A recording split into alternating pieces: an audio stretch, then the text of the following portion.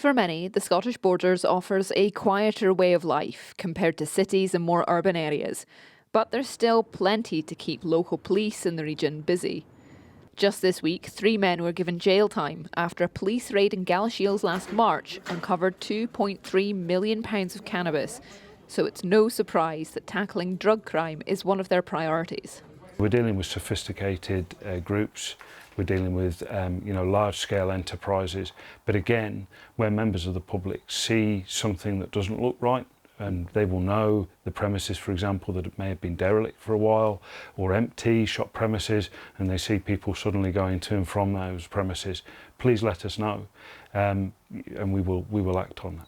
And closely tied to that is county lines, especially this close to the border. Our absolute focus is on making it as hostile as possible in the Scottish Borders for crime groups to operate. The main focus of our work here is around a preventative approach and working with organisations that would work with vulnerable people. So county lines and something called cuckooing, which is where those involved in county lines dealings will seek out the most vulnerable in our communities, use their home address for the purposes of dealing or storing drugs is an absolute priority. Mr Fletcher is also keen that police are visible on the streets across the borders and can step in to address local issues. But what we're very much focused on doing is listening to the concerns of the public, listening to where the issues are and making sure that we have our officers deployed in the right locations at the right times.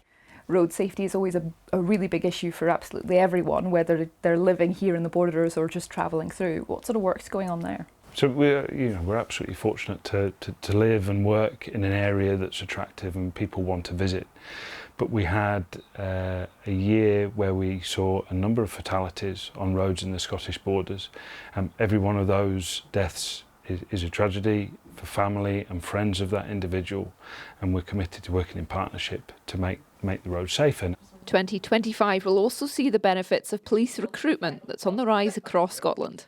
Last year there were 21 new police officers started in the Scottish Borders, and we've got another 4 starting in March of this year. It's an absolute privilege to work in the Borders, and I know that my colleagues feel the same. The relationship that we have with communities, with elected representatives is really positive and gives us a good foundation to move on through this year and deliver policing to the various communities across the Scottish Borders. There's no doubt it will be a busy year as police continue their hard work, keeping the borders as safe as possible.